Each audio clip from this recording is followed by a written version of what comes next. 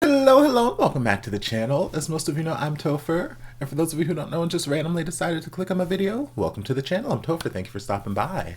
So we're here to do a reaction, and we're diving into a new series. If you saw my channel update video for January 2023, then you would have seen where I mentioned that I wanted to dive into Miracle of Teddy Bear. I actually mentioned it back in December, but I didn't get to it then.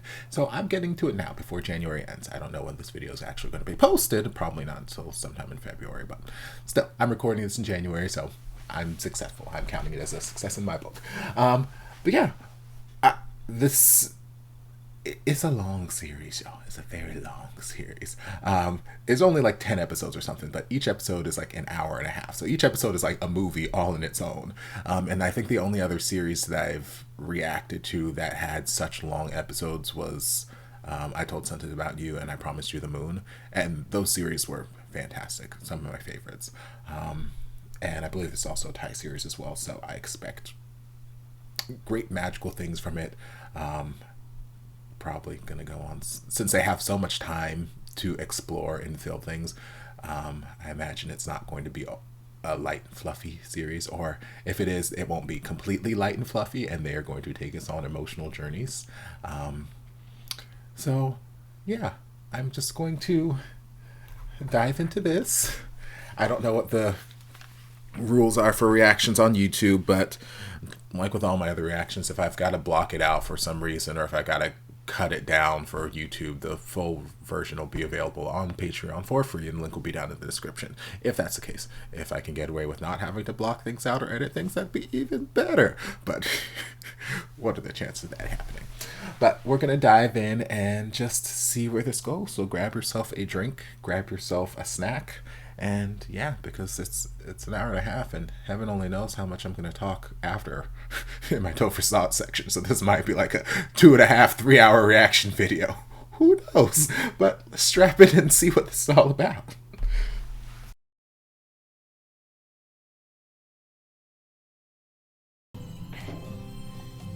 There's so much just nakedness happening in this show. I love it. Like every 10 minutes, somebody else naked for some reason. โดนดุไปหน่อยแต่เมื่อคืนผมก็ได้กลับไปนอนกับพี่นัทนะฮะ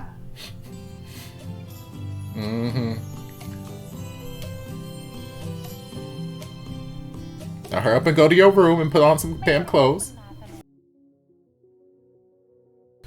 Alright, I can already tell you guys, I am gonna love this series. I am gonna love, like I said, I feel like we're going to go on an emotional journey. This was a great introduction. And with as lengthy as the episodes are, it didn't feel like I was... Like, looking at the runtime before I jumped in, I'm like, oh, goodness, this is going to be a long reaction. But it didn't feel that way. It didn't feel like I was sitting around for a long time just trying to... And, you know, that's a sign of good writing, good entertainment. And it had...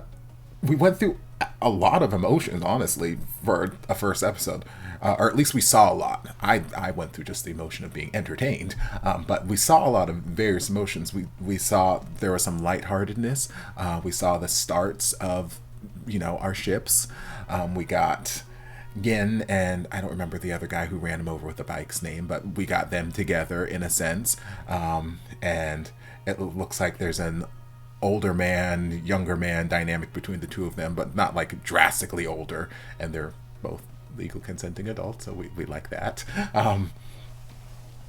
We got to see that Nut he's got a lot of feelings. He's a very emotionally intense individual, and the actor is doing a great job, because he feels like a lot to take on. He feels like a character that is a lot to take on, because he is emotionally bouncing off the walls. He is very hot-headed and angry, and what are you in for? You're here to trick me. You're here to steal stuff. I'm gonna take you away. Blah blah blah. Which again, I understand his standpoint, because if my mama found some random stranger naked and brought him into the home, and it's like, hey, I would like him to stay here, I think she's crazy. I would think she's crazy. So I understand why he's hesitant to let Tofu stay with them, because like, hey, I don't know this man, and I don't know him. I don't know what he could do. I don't know what he has planned. I don't know what's going on. I know nothing about him. So no, I would not like to have him stay in my home, where I sleep, where my mama sleeps, where my dog sleeps. I would not like that. I get it. I understand it. It makes perfect sense. And mama's out here just so trusting of everyone, and maybe she should work on that. Granted, me as the outsider looking in, I know that tofu means no harm. He is a teddy bear come to life, but none of these people know that. So mama might want to be a little bit more discerning with some of her decisions, and maybe not just trust everybody. Like, I get it, she was out there reading her little book, the Little Prince, and says, oh, a star shot overhead or something, and whatever it was saying as she was reading, and then his naked ass fell out the balcony, and she's like, oh, Little Prince, oh. But like, maybe just use a little bit more concern, like, oh, naked strange man fell out my balcony. Whatever, it's okay. Cuteness. There are a lot of cute cute interactions in this series, and Tofu, he has that sort of childlike naivety about him that you would expect from someone who has not lived their entire life as a human, who is just now, even though he's been around humans and he's observed them for as long as he's been in the picture, the last 10 years, is that when he first when he first woke up, first came to life. He's, well, I mean, hell, 10 years old, that is kind of a child. That's kind of, yeah, a little bit. But he's got this childlike naivety about him that it just feels realistic of someone who like a fish out of water and does not know how to navigate the ocean. That's very much what Tofu is doing right now. So the actor's doing a great job in that regard as well. And there's just this innocence about him, about his expressions, how he looks, the way he acts, everything about his character just has this air of innocence looming around him. And it's a nice contrast to the hot-headedness of Nut.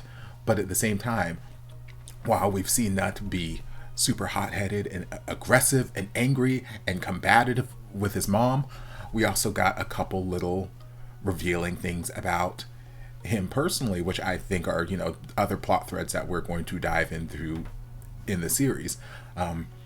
We got some sort of indication that he has issues with Dad. Just from that one little bit of conversation we had there where she's like, oh, well, your dad might have said, and she's like, Dad, stop talking about Dad. Dad's not coming back, or, whatever he said specifically. But there's issues with Dad. How long have those issues with Dad been going? I don't know. But as a gay man who's, had daddy issues in the past, I mean, what gay man hasn't really? Most of us probably have. But, like, I don't know how long standing those daddy issues were. I don't know if they are in conjunction with the 10 years ago flashback that we saw when he started crying and brought Tofu to life, or if those daddy issues were even before then. I don't know, but something we're probably gonna. And Mama's still holding on to something. Mama's still like, yeah, Dad is, he sent someone to hang out with me, or, take care of me, blah, blah, blah. So she's still holding on to the thought of Daddy for some reason. It's an interesting dynamic that we're exploring there. We'll see. Then we also, on the same token, have been. There were the 2 times he mentioned Nung. He mentioned the name twice. And then we got the flashback of him, I'm assuming in high school, crushing on the basketball star who had the exact same faces. I'm like, oh, girl. And then he's typing the story, first love, and all the beautiful, beautiful words that he was actually typing, very well written, making it seem like this Nung character may have been his first crush, first love when he was younger, which made me question, why did it take you so long to recognize the face? I mean, I get it that, time has passed and, people can age and grow up and, face may have changed a little bit, but I'm like, girl, he looked like his identical twin. Like, they look exactly the same. Like, you just plucked him out of the past and he right here standing in front of you. So I'm like, girl, why did it take you so long? But we'll cross that bridge. We'll explore more of that. But yeah, that's clearly a soft spot for him. He's potentially had his heart broken.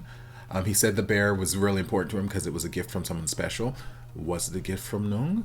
Was it a gift from Daddy? Was it a gift from someone else? And then all these experiences happened to him, which kept making him cry and hurt and whatnot, and that's what ended up bringing Topher to life. I don't know. There's lots of different ways we can go with this storyline, and it's interesting. I'm very interested to see how they explore it. We've got I forget her name, but the one female friend character, the coworker, who's, your stereotypical female character in these series who's just man hungry and gaga. Anytime there's a man, it's like, oh my god, I'm in love with this one, oh, I'm in love with this one, who has absolutely no chance with any of them because, surprise, they're all gay. So we might take her character somewhere different potentially, because we got a lot of time to do character development with everyone. So we might take their character somewhere differently, or she might just be resigned to be that same character, just here for comedic relief. We'll have to wait and see. But yeah, there's just a lot of good things that were done, like very well written so far. It was a great introduction to the characters, the world. I'm not a fan of the creepy animation eyes that we're having on all the furniture and all the inanimate objects coming to life. I understand what they're doing with there. I'm not a fan of that style. So I was like, it's creepy. I don't want to see it. But it's interesting, and I'm curious whether it is just his tears that are bringing all these things to life, because that's the only two instances that they showed us in flashback, when Nut was crying and tear got on Tofu, brought him to life. Tear got on Mr. Notebook, brought him to life. Everyone else we just see alive. So I don't know if it's Nut's just been out here showering the whole house with tears, or if it's something that, okay, this means something very special to me, to Nut specifically, or maybe it's Nut and his mom. I don't know. We'll dive into. They were trying to explore it a little bit there towards the end, like, why did we all come to life? So we'll get answers to that later. I'm assuming it's the comet that turned him into a human. So since that comet only comes around like once every 6,000 years or whatever they said in the beginning, I don't foresee it coming around anytime soon. So I don't see him becoming a bear again anytime soon. Is